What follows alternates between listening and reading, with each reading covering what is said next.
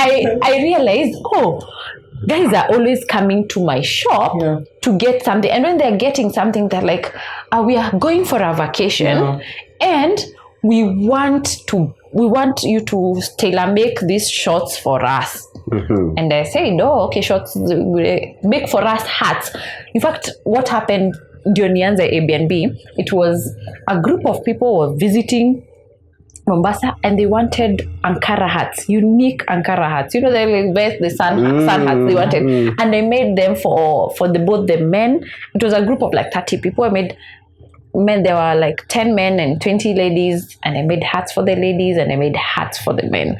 And it really they needed those summer vibes. And I could get a fabric that could speak for whatever feeling they wanted to experience or whatever experience they were searching for at that time. And then I realized, I'm like, so watu wanaendaga Mombasa, so watu wanaenda na chama, watu wanaenda, mabesti wanakuja together. I said, why can't I start up something in the coast? Look for an opportunity, do an Airbnb in the coast, and these same clients that I'm serving here, I can redirect them there, and then they can give me their money, and that would be interesting. And that's how Airbnb was born. Now, my third business on Mackenzie Limited as a supplies company, all of it's MJ Ankara. I meet a client and she tells me, I work in this company. Are you able to tailor make something for me that I can present for conference? And I'm like, oh yeah, I can. Immediately, she gave me an order.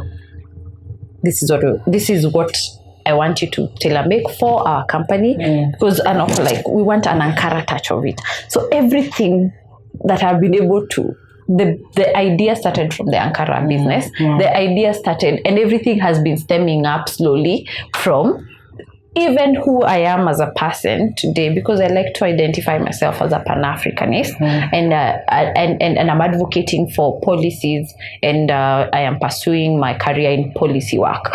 So even that came from here, when with my interactions with my clients, everyday interactions, where you realize there's a gap here and I need to fill.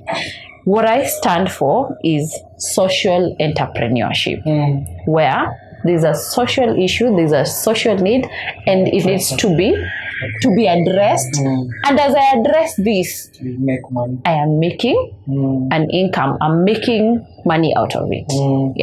You see, with entrepreneurship, even if I'm doing it at an individual level, I've got impact on the life of people. Like if you look at MJ Ankara collections, the fundis that are involved in the designing, the making of these Ankaras, if you look at the person that is involved, the agents, the people who give me business, the people it's an extension of employment. People get to benefit out of that one single idea. And that makes me, anytime I am sleeping, I know or making decisions, or I'm reflecting, it makes me be so aware that I'm not doing this for me alone. I am also impacting the lives of other people. It's something you told me about school and master's program. Why are you in the university you are in, Strathmore, and not in Orero University? Why did you choose to go to Strathmore? Personally, is I like quality. It's the same thing. Fine things. I like quality, and I feel like my school has been able to sell its brand, and not just sell its brand for the sake of it. It actually delivers. So I shopped around. I went shopping. I remember I spent the whole day from morning, moving from one university to another, and just asking myself, where is and I think there is value for money on my end that I've gotten, because the kind of interactions. And as a social entrepreneur, one of my biggest core interaction policies is relationship building. Yeah. I also listen to you. Most of the people you are helping, you can hear their big names in terms of the educational sector. You also went to Strathmore. You worked with Strathmore. You are now working with Desta. You did your course in Desta. Is there value for you saying, instead of me doing this master program in this kind of a university, I'll wait and do it when I have money and I'll go to this certain university? Is there value for that? Yeah, there is. It doesn't help to rush. Like, by the time I was making a decision to pursue a master's course, one of these public universities was offering the course at half the cost.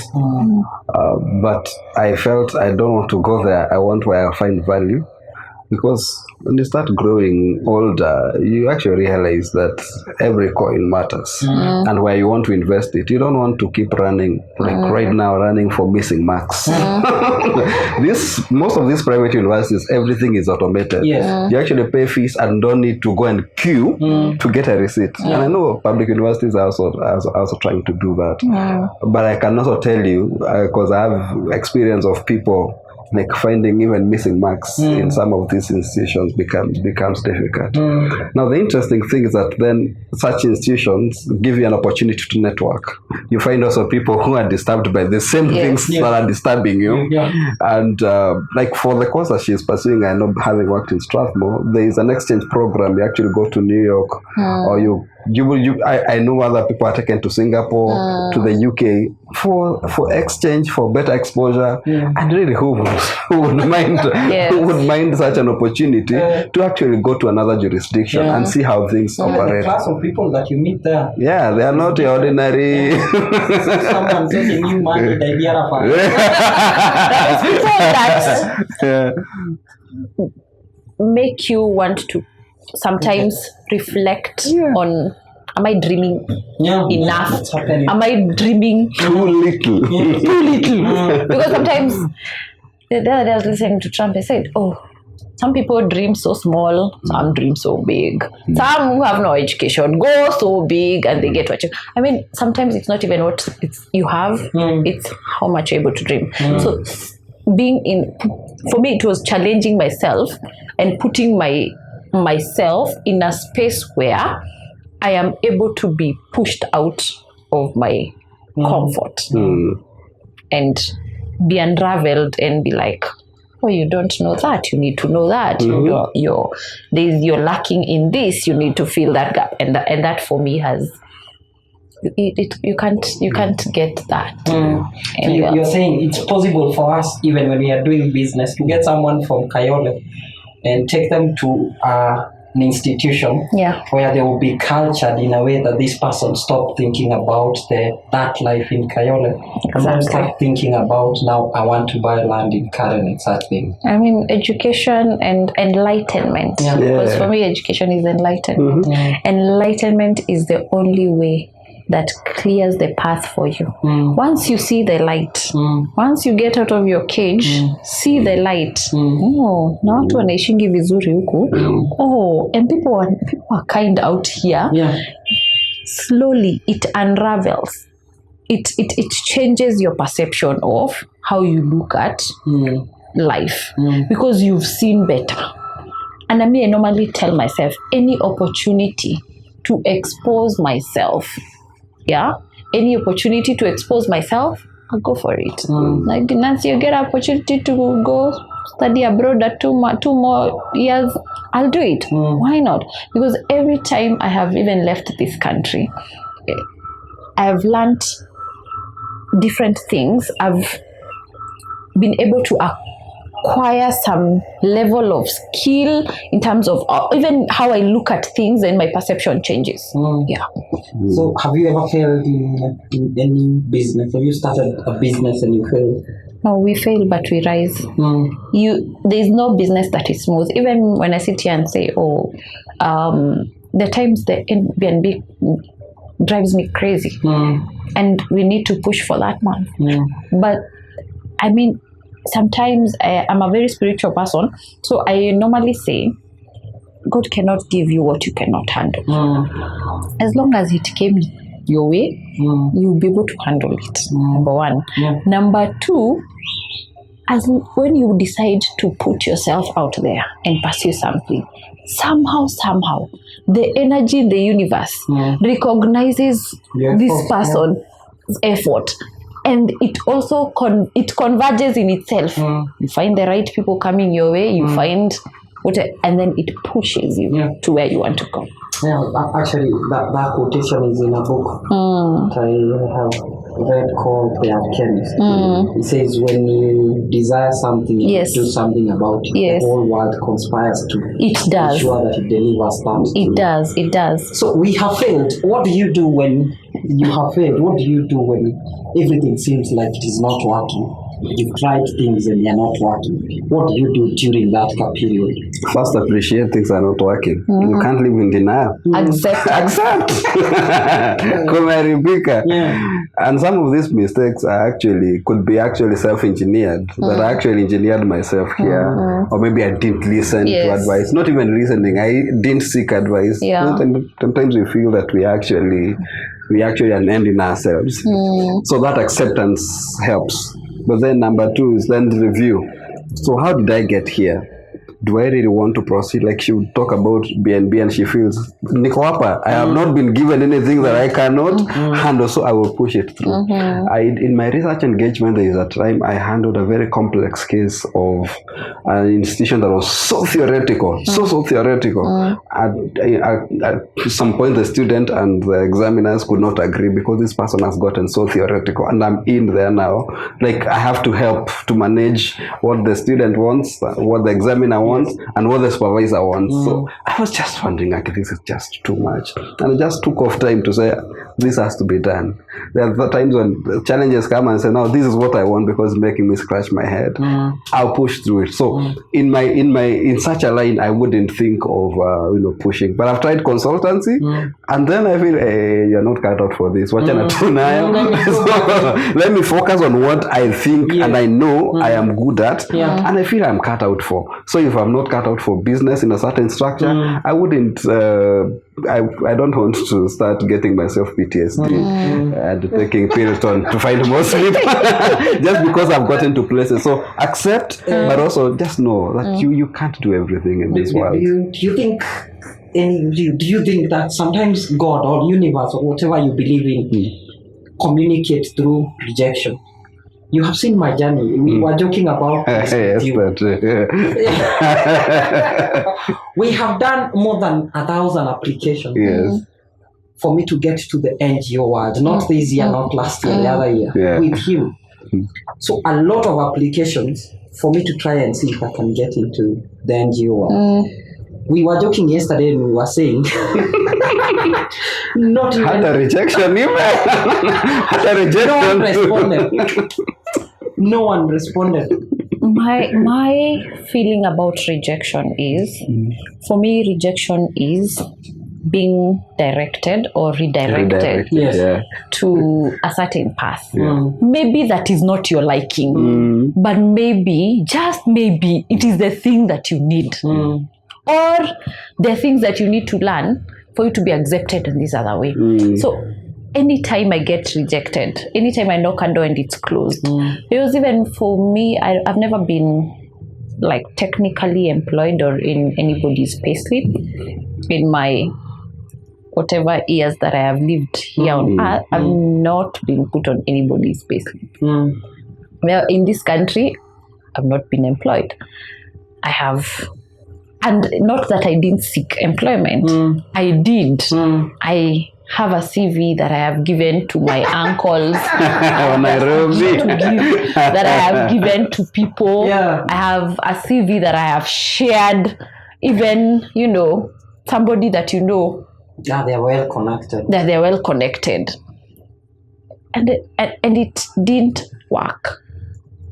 That's the moment you sit down with yourself and tell yourself, hey, you know what? Wherever I am and whatever I'm doing as a person, you can actually pursue that. Maybe, just maybe, you can, this Mwangi No, actually, that story was to proceed. So when we didn't get a rejection, he's the person who challenged me. And he told me where we were. I don't want to mention the name. Yes. He was calling it something else, not an office. So we started looking for an office. And I think we walked into many buildings. We went to Town, Kilimani, Karen. and then we came here. And we said, this is the space. This is what we do. And look what you have. Stop You have pushing done that. yourself. You don't need to be employed. And you know the thing with biashara is people fear to take that first step. Yeah. I was fearing a lot to take that first step. Imagine mefika Mombasa, Nyali, I don't know anybody, talking to this one. Yeah. People have their own interests. People, when they talk to you, they want to get want the something from idea. you. So, I said, I love Mombasa. In fact, I don't think there's a month that passes without me just going there and just chilling and, relaxing and rejuvenating myself. And for me, it's the fact that I take that bold step of saying I need to take that bold step, first step. And in my taking the bold steps, it's not easy. For you to establish an Airbnb in the Mombasa, you need to have like 1.5 to M. So that was my next question. How much did you risk when you were going to Mombasa? That's for one unit, 1.5 on M. But when you're starting, it's not like you have this money at it together. But now you start, unajipata, I need a bed there. This bed needs drawers. I need some decor there. It's not done. But you just start. The feeling of just starting and doing it and seeing you've done. You can even, I remember with my second unit, I made the payment. As I was establishing the second unit, I made the payment for the houses. And then after I made them all, I'm like, I don't have the money for the furniture. Rent is coming. Yeah, and rent is coming. I don't have money for the furniture. The day I was finishing that house, and I was just telling myself, okay, I've made the payment. I don't have money for furniture. We've paid. I'm feeling good. I have paid. Yeah, and I have decided in my heart I'm paying. And then I talked to a few of my friends. I also talked to my bank because and they say, we can give you some money. I get money for furniture. I get the money for furniture. And then I'm like, oh my God, I don't have clients. Yeah. That same day when I'm finishing to do the furniture, whatever, and establishing everything in that house, after sijapata nini fridge and everything, someone calls me and says, hey, we have a guest that wants to, there's no vacancy in this apartment, but they want to do, are you willing, ulimaliza kutengeneza nyumba tu kuweke mgeni? They put a guest in my house. And this guest coming to stay for 10 days. And I don't have a fridge. Yeah, I want you to see. I don't have the fridge was the only thing remaining. So I tell them, yes, mwambie, yes, we are ready, but they need to make 50% payment. Send the pictures, papa. They come, they verify, they say it's okay. This 50% payment they made. Fridge. Yeah. You must be from And if I didn't build a relationship with this agent that was bringing me this client, because the agent knew I do not have a fridge. Because I say, hey, but sina fridge. Kutaendaje? Kaniambia Makena. Hawa nitawa convince. Akaongea na wao. When they talk to that, and because they've been booking through her, when they book because half she owns a company, the travel company.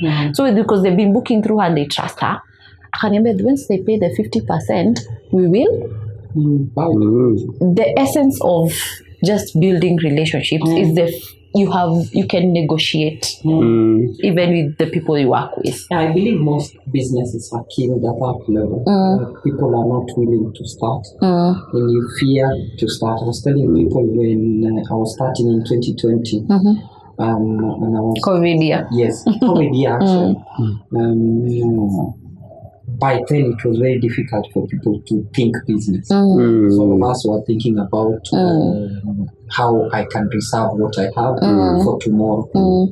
But I said, why not? I can start now. So we started in 2020. Yeah. And from that day, the first day I went to that corridor, he loves to call it corridor, not an office. That's not an office. So from the first time I reported in that office, sijaifika nikaenda ati nimekaa hivi sina kitu ya kufanya.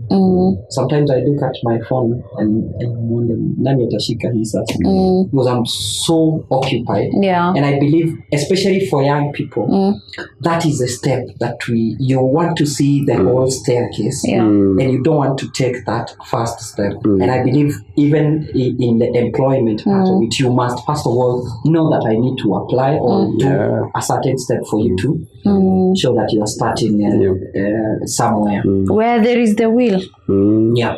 there is always a way. Yeah. So going back to the issue of business, you are not in business. In the strict sense. Yes, not in business. In the strict sense. We have had this conversation with you before. Is it the corporate?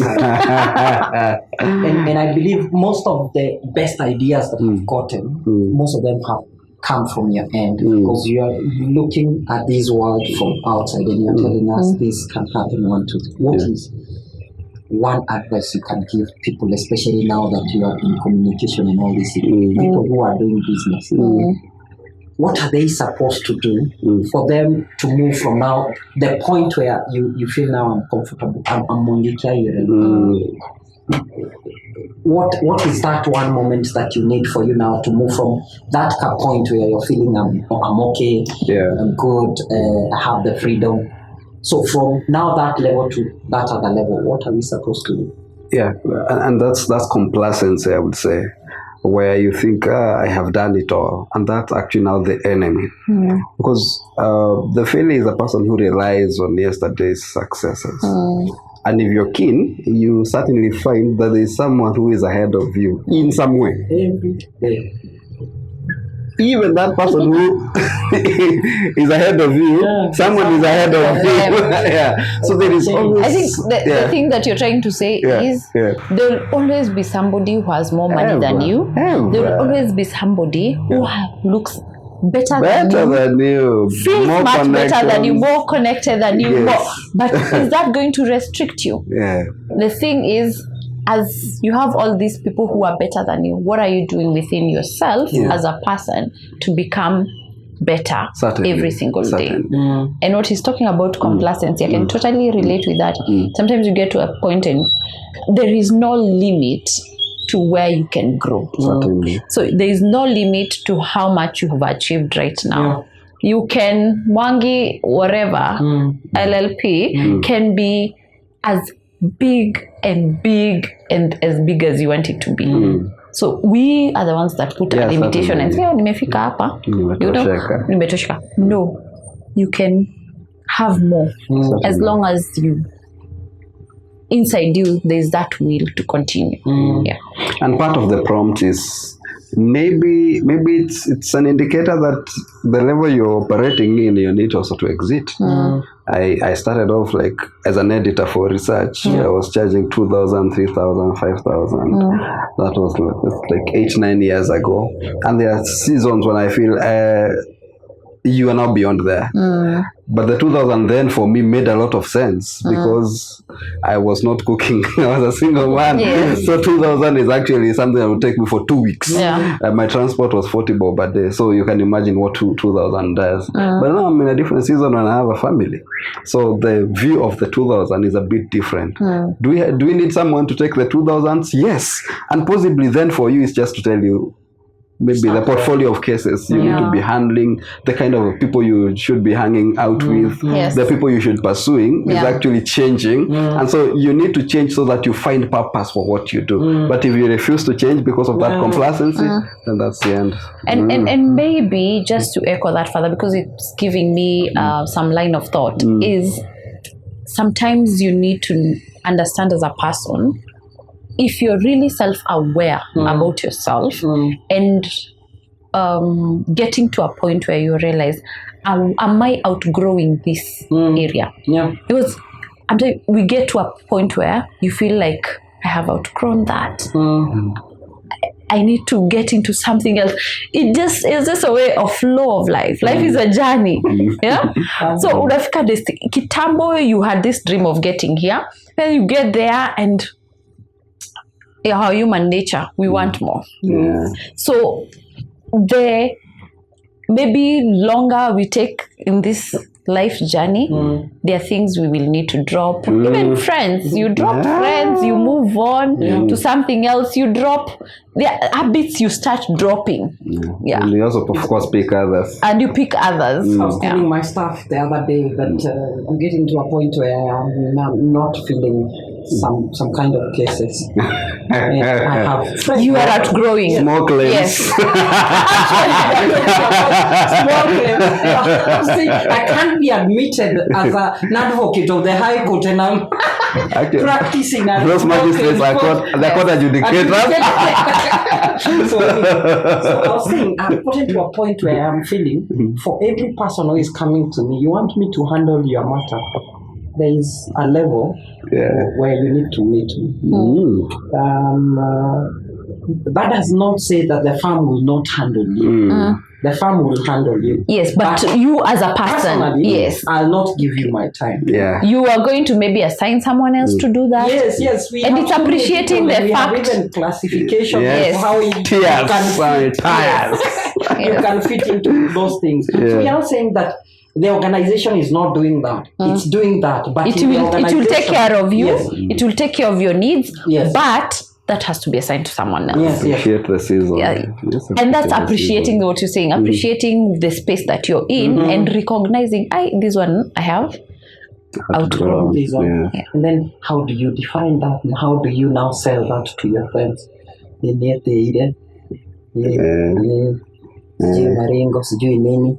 Because now I have friends who are calling me, I want to give you a small claim code, Apana.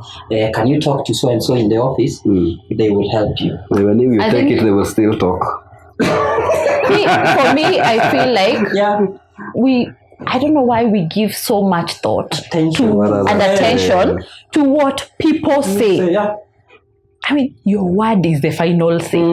Yours and God's. You know, those are the things that you should be listening to.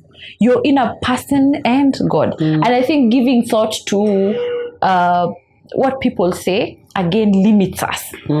Because it's like we're in a battlefield. What will that person say? No. I mean, they can say whatever they want to say.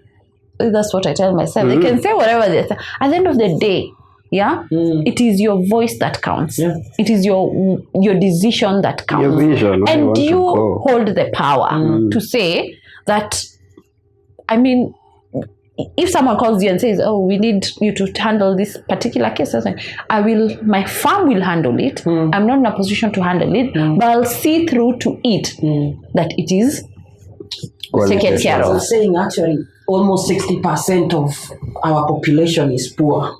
So the most likely thing is that even the person you're listening to, the person you're giving your mind to and caring about what they are talking about, are people who are comfortable in poverty, swimming in poverty. And this person has nothing unique to tell you, but you give them a lot of attention because you don't want them to talk. I love what you have said, but even if you do it, you don't do it, then still. Yeah.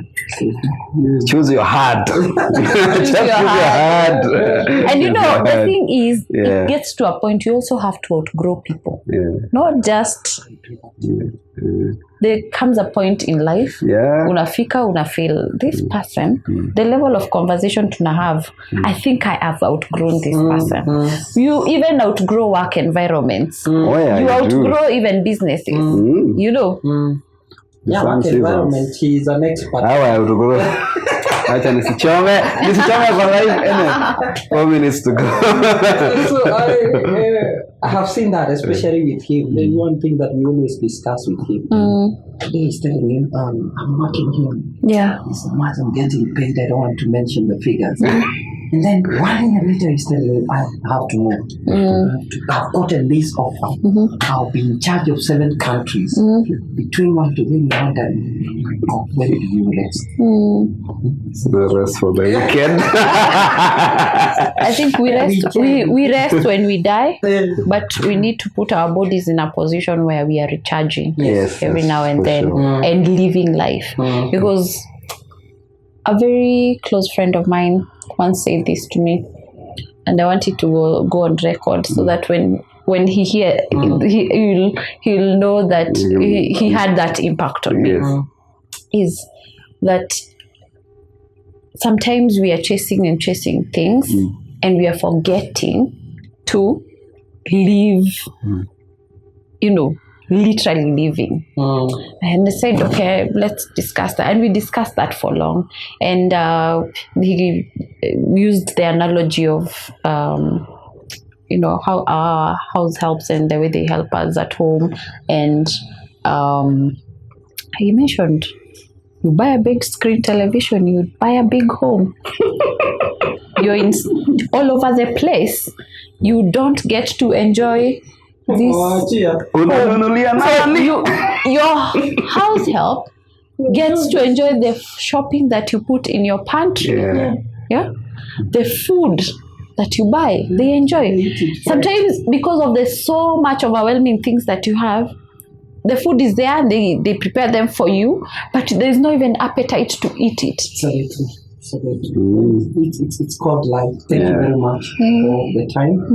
Thank you. We had too. time, I would have asked you about whether young people should vote in upcoming election. I think we can do that next time. Whole topic. We'll discuss that now that you're in policy. Thank you, Daktari, for being here. This has been a good conversation, and we hope to see you more and more. Asante. It was a pleasure. Till next time, we'll see you. Okay. Thank you.